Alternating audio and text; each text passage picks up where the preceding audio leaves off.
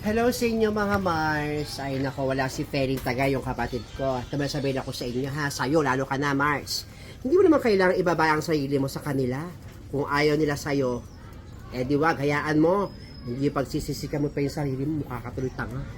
Pag-isip-isip, hindi masama magkaroon ng pride kahit konti.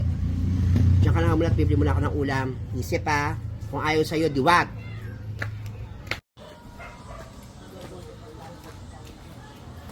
Mars, mabait ako ha. Huwag mo lang sasagin yung pasensya. Eh kapag napuno ako, ang ugali ko dahil pangjab, sasakalin kita. Ang dami mong tala kapag nakatalikod ako. Pag nakaharap ako wala ka man lang sinasabi tungkol sa akin.